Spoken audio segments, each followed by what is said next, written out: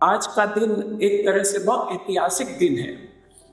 आधी सदी आप समीक्षा करें, आधी सदी हो गई प्रेक्षा ध्यान को आए हुए हमारे जीवन में।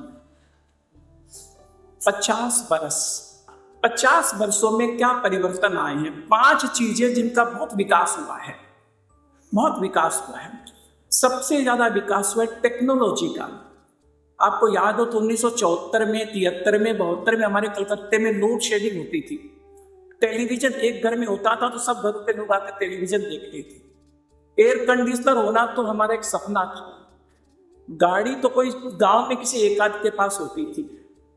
इन 50 वर्षों में टेक्नोलॉजी ने शायद आपको पता हो, हर 3 वर्ष बाद टेक्नोलॉजी का पावर डबल होता जा रहा है। इस स्पीड में बढ़ रही है। आज जो कुछ देख रहे हैं 50 वर्ष बाद एकदम अद्भुत लगेगा नई दुनिया। टेक्नोलॉजी का विकास हुआ। इन 50 वर्षों में पूरे संसार में संपन्नता का बहुत विकास हुआ। हर आदमी के पास फ्लैट है, बंगलो है, गाड़ी है। संपन्नता बहुत बड़ी है। तीसरा विकास हुआ शिक्षा का। पहले क्लास 10 भी पढ़ लेते थे तो हम बोलते थे भाई ग्रेजुएट करना तो बहुत बड़ी बात थी कि भाई मारो भाई तो ग्रेजुएट कर ली। अभी तो किसी को पूछो तो हार्वर्ड में, स्टीवर्ड में, MIT में बच्चे बाहर जा रहे हैं विदेशों में, बड़ी बड़ी डिग्रियां, फैंसी डिग्रियां लेकर आ रहे हैं। ऐसा कभी हमारे समाज में एक व्यक्ति MBA करके आता था तो पूरा समाज उसके लिए प्रोग्राम करता था, अभिनंदन करता था कि विदेश होकर के पढ़ के आया है। चौथा विकास हुआ है हमारी सुविधाओं में। कितना सुविधापूर्ण जीवन। आज हम जीवन जी रहे हैं, 50 वर्ष पहले या 100 वर्ष पहले राजा महाराजा भी वैसा जीवन नहीं जीते थे। प्रेसिडेंट, प्राइम मिनिस्टरों को भी उपलब्ध नहीं था। इतनी सुविधाएं, तापमान हमारे नियंत्रण में, 1 सेकंड में कहीं बात करना हमारे नियंत्रण में, किसी को वीडियो में देख लेना हमारे नियंत्रण में। जो कुछ देवलोक की कल्पनाएं हैं वो आज हमको उपलब्ध है। कल्प वृक्ष की तरह चाहो तो जोमेटो से 10 मिनट में सामान आ जाता है। सब कुछ इतना अनुकूल है। एंड 5वां जो विकास हुआ है वो हमारे आमोद प्रमोद में हुआ है, मनोरंजन के साधन। यूट्यूब में, नेटफ्लिक्स में, आप कुछ भी हजारों चॉइस आपके पास है। इंस्टाग्राम में, ये 5 चीजों में अद्भुत विकास हुआ है। पर इसके साथ साथ 5 चीजों में बहुत गिरावट आई है, अद्भुत गिरावट आई है। पहली गिरावट आई है हमारे संस्कार और हमारे चरित्र में। संस्कार कहीं खो गए, कहीं ऐसा कहीं दुर्घटना हुई है किसी क्षण में कि संस्कार धीरे धीरे लुप्त हो रहे हैं, चरित्र धीरे धीरे धूमिल हो रहा है। दूसरी गिरावट आई है हमारे स्वास्थ्य में। विज्ञान बोलता है कि उम्र बढ़ गई है, एवरेज लाइफ एक्सपेक्टेंसी बढ़ गई। जीवन तो लंबा हो गया है लेकिन बुढ़ापा बहुत जल्दी आ जाता है। 40 वर्ष का व्यक्ति है बूढ़े जैसे। 40 वर्ष के बाद लगभग ये असंभव है कि आज के युवक को BP या थायराइड या शुगर न हो या एंजाइटी न हो। तीसरी गिरावट आई है वो आई है हमारे मन की शांति में। एंजाइटी लेवल्स कम बढ़ गए।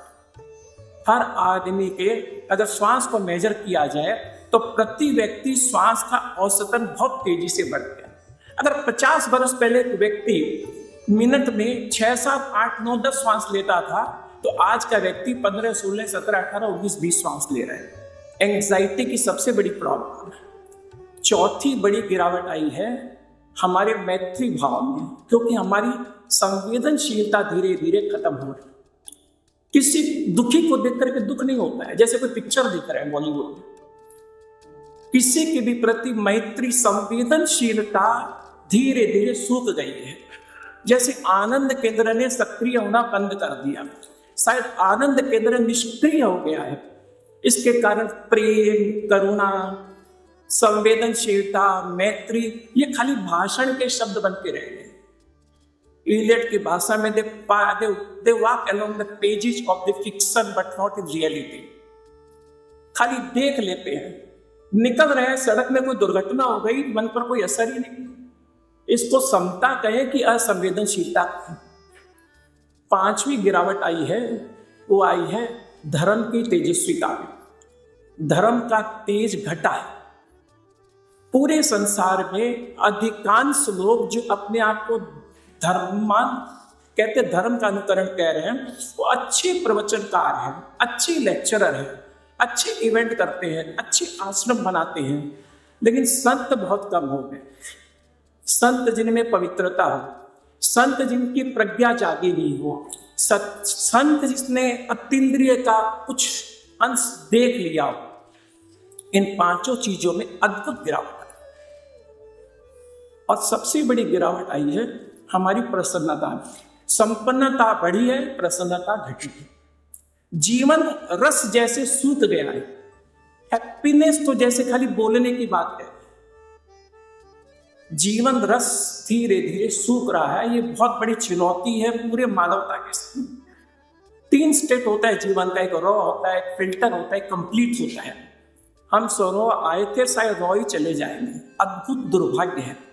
हमारे जैन धर्म बताता है 84 लाख योनियों में एक मानव जन्म मिला, और जैसे आया गुरुदेव गणाधिपति की भाषा में, कोई सूर्योदय बनकर आता है, सूर्योदय बन के जाता है।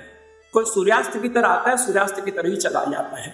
कोई सूर्यास्त की तरह आता है, सूर्योदय बन के जाता है। ऐसा तो नहीं हो कि हम आए और चले गए, कुछ भी जीवन में नहीं घटा और बस चूक गए। एक अवसर मिला और चूक गए। इन सब का समाधान जो है, गुरुदेव आचार्य श्री महासमंद जी ने कहा, प्रेक्षा ध्यान कल्याणम मनसि। ये पूरी मानवता के समझ में आ गया कि ध्यान के अलावा कल्याण का कोई दूसरा निमित्त है ही नहीं। ध्यान जीवन का अंतिम समाधान है। ध्यान से ही इन 5 समस्याओं का समाधान संभव है। चाहे वो समस्या संस्कारों की हो, चाहे वो समस्या स्वास्थ्य की हो, चाहे वो समस्या शांति की हो, चाहे वो समस्या मैत्री की हो, और चाहे वो समस्या धर्म की हो। ये 5 समस्याओं का एक समाधान है कि हम ध्यान की शरण में आए। और प्रेक्षा ध्यान जैसी पद्धति जो सर्वाधिक वैज्ञानिक है, सर्वाधिक अनुभूत है और अपने आप में संपूर्ण है, जो गुरुदेव महाप्रज्ञ जी जैसे महामानव, जिनको सबसे जो व्यक्ति अपने विज्ञान के चरम में थे, वो भी उन्होंने भी अपना गुरु माना है। डॉक्टर APJ अब्दुल कलाम जैसे व्यक्ति ने, ऐसे महान वैज्ञानिक ने आचार्य महाप्रज्ञ जी को अपना गुरु स्वीकार किया, अपना जन्मदिन उनके चरणों में मनाते थे। ये रिश्ता करीब करीब वैसा ही है जैसा महात्मा गांधी और श्रीमद राधचंद्र जी का था। महात्मा गांधी से पूछा गया था आपके जीवन को किसने प्रभावित किया, उन्होंने श्रीमद राधचंद्र जी का नाम लिया और दूसरा नाम लिया टॉल्स्टॉय का।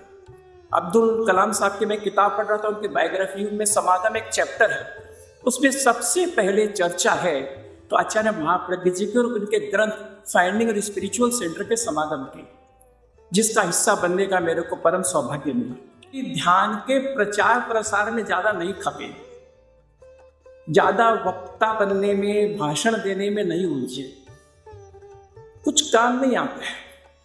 स्वयं को पहले ध्यानी बनाए, ध्यान पर समय अधिक से अधिक लगाए। 50 मिनट तो 51 करेंगे और साल भर में आपके 1 घंटे के 2 घंटे हो जाएंगे, और रस आने लगेगा तो 3 घंटे भी हो जाए। तो ये गुरुदेव आचार्य महाप्रज्ञ जी का जो सपना था, गणाधिपति का जो सपना है, आचार्य महासमंद जी का सपना है आत्म साक्षात्कार, उसके पहले शरीर से साक्षात्कार करना सीखे, मन से साक्षात्कार करना सीखे। वो बड़ी लंबी छलांग है। सीधे आत्म साक्षात्कार नहीं होता है, सीधे एवरेस्ट पर नहीं पहुंचते हैं। पगडंडी को खोजो, उसके प्रति निष्ठा पैदा करो, उसके प्रति न्यौछावर हो। आप केवल ध्यान करेंगे, सब कुछ ठीक हो जाएगा। आप अच्छे वक्ता भी बन जाएंगे, आपके आभा मंडल से आपका परिवार प्रभावित होगा, आपका समाज प्रभावित होगा, आपका राष्ट्र प्रभावित होगा, और आभा मंडल के प्रभाव से दूसरा लोग प्रभावित होता है। इसी भावना के साथ ओम आराधना।